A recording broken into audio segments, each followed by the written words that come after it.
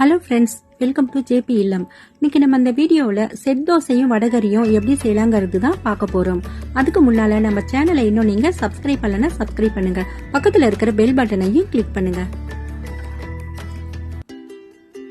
ஒரு பவுல் எடுத்து வச்சுக்கோங்க. அதுல 2 கப் பச்சரிசி போட்டுக்கோங்க. அப்புறம் 1 கப் அவல் போட்டுக்கோங்க.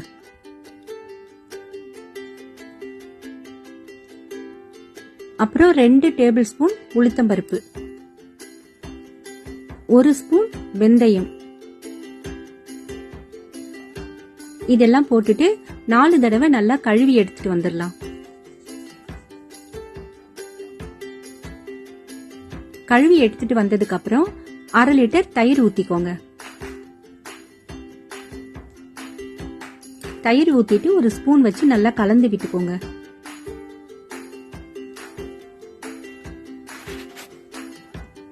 அதுக்கப்புறம் இந்த அரிசி மூழ்கிற அளவுக்கு தண்ணி ஊத்திக்கலாம்.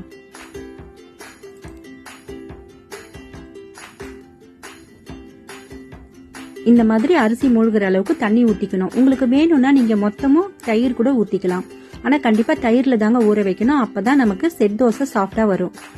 இப்ப இது 3 மணி நேரம் நல்லா ஊறட்டும்.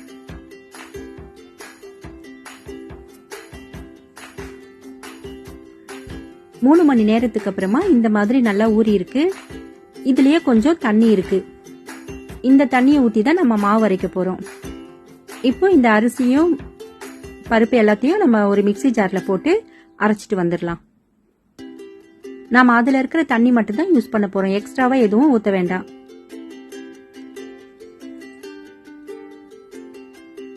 இப்ப அரைச்சிட்டு வந்ததுக்கு அப்புறமா இந்த மாதிரி திக்கான மாவு நமக்கு கிடைச்சிருக்கு. இட்லி மாவு பதத்துக்கு திக்கா இருக்கணும். இதுல கொஞ்சமா மஞ்சத்தூள் போட்டுக்கலாம். உங்களுக்கு மஞ்சத்தூள் வேணாம்னா நீங்க விட்டுறலாம். அதுக்கப்புறம் மாவுக்கு தேவையான அளவுக்கு உப்பு போட்டுக்கலாம். இப்ப இது நல்லா கலந்து விட்டுக்கலாம். இந்த மாவு புளிக்க கூடாது. நம்ம உடனே தான் தோசை ஊத்தணும். இப்ப இது நல்லா கலந்து எடுத்து வச்சுட்டு நம்ம வடகரி எப்படி செய்யலான்றது பார்க்கலாம்.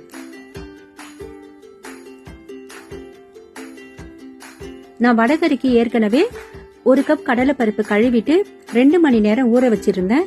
அதை ஒரு மிக்ஸி ஜார்ல போட்டுட்டு 2 பச்சை மிளகாயும் போட்டுட்டு தேவையான அளவுக்கு உப்பு போட்டுட்டு வடை மாவு மாதிரி அரைச்சிட்டு வந்துடலாம்.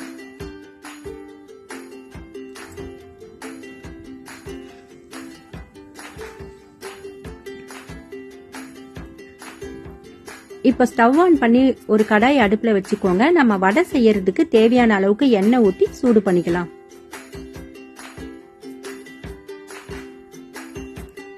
இப்ப நம்ம அரைச்சிட்டு வந்திருக்கிற வடை மாவுல கொஞ்சமா சீரகம் போட்டு நல்லா பிசைஞ்சு விட்டுக்கலாம்.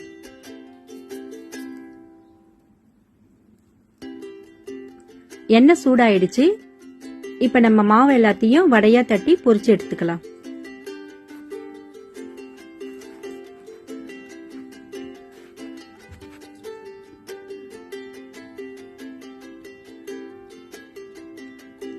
எல்லா வடையும் இதே மாதிரியே நம்ம போட்டு எடுத்துடலாம். இப்ப வடை ரெடி ஆயிடுச்சு. வடை ஆறுனதுக்கு அப்புறமா ஒரு மிக்ஸி ஜார்ல அதை போட்டு கொஞ்சம் கொரன்னு நம்ம அரைச்சிட்டு வர போறோம். உங்களுக்கு இந்த மாதிரி அரைக்கிறதுக்கு விருப்பம் இல்லைன்னா நீங்க கையிலேயே கூட வடைய உதிர்த்து விட்டுக்கலாம். இப்போ அரைச்சிட்டு வந்ததுக்கு அப்புறம் இந்த மாதிரி வந்திருக்கு.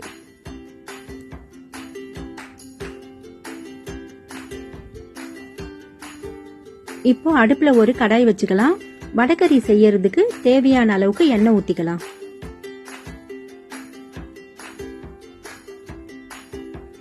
எண்ணெய் சூடானதுக்கு அப்புறமா 2 பிரிஞ்சி இலை, 2 கிராம்பு, ஒரு சின்ன துண்டு பட்டை, ஒரு ஏலக்காய், கொஞ்சம் சோம்பு இதெல்லாம் போட்டுக்கலாம்.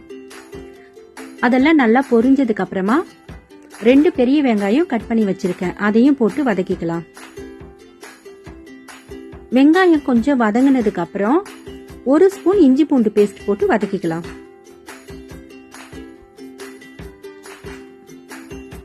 அதுக்கப்புறம் 3 பச்சை மிளகாய் நீளமா கட் பண்ணி வச்சிருக்கேன். அதையும் போட்டுக்கலாம். உங்களுக்கு பச்சை மிளகாய் வேணானா நீங்க மிளகாத்தூள் கூட போட்டுக்கலாம். அதுக்கப்புறமா 2 பெரிய தக்காளி கட் பண்ணி வச்சிருக்கேன். அதையும் போட்டு நல்லா வதக்கி விட்டுக்கலாம்.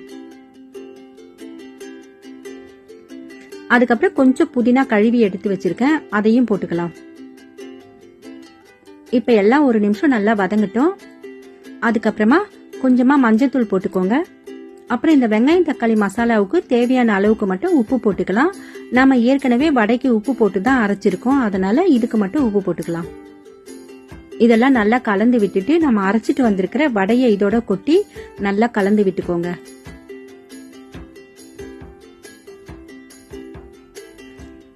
இப்போ ஒரு 1/2 டம்ளர் தண்ணி ஊத்திக்கோங்க.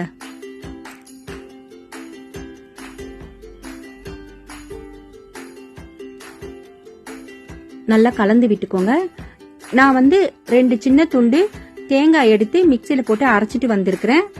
அந்த பேஸ்ட் 2 ஸ்பூன் இதுல போட்டுக்கலாம். உங்களுக்கு தேங்காய் வேணாம்னா நீங்க ஸ்கிப் பண்ணிக்கலாம். தேங்காயை போட்டுட்டு நல்லா கலந்து விட்டுக்கோங்க. அதுக்கப்புறம் 1 டம்ளர் தண்ணி ஊத்திக்கோங்க. இது 5 நிமிஷம் நல்லா கொதிக்கணும்.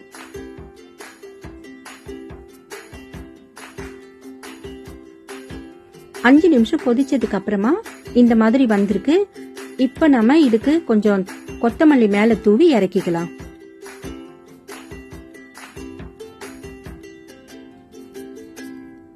இப்போ வடைக்கறி ரெடி ஆயிடுச்சு. அடுத்ததா நாம செட் தோசை எப்படி செய்யலாம்னு பார்க்கலாம். ஸ்டவ் ஆன் பண்ணிட்டு ஒரு தோசை தவா அடுப்புல வச்சுட்டு தவா காஞ்சதுக்கு அப்புறமா 1 கரண்டி மாவு எடுத்து ஊத்தி கொஞ்சமா தேய்ச்சி விடுங்க. இந்த செட் தோசை நமக்கு கனமா தான் இருக்கணும், அதனால ரொம்ப தேய்க்க வேண்டாம். தோசை ஊத்தினதுக்கு அப்புறம் மேல கொஞ்சம் எண்ணெய் ஊத்திக்கோங்க. உங்களுக்கு விருப்பம் இருந்தா நீங்க நெய் கூட ஊத்திக்கலாம். இப்ப ஒரு பக்கம் வெந்ததுக்கு அப்புறமா நாம திருப்பி போட்டுக்கலாம். திருப்பி போட்டுட்டு மேலையும் கொஞ்சம் எண்ணெய் ஊத்திக்கலாம். இப்போ தோசை ரெடி ஆயிடுச்சு. இப்ப நம்மளோட செட் தோசையும் வடைக்கறியும் ரெடி ஆயிடுச்சு. நீங்களும் இதே மாதிரி உங்க வீட்டுல ட்ரை பண்ணி பாருங்க. இந்த வீடியோ உங்களுக்கு பிடிச்சிருந்தா மறக்காம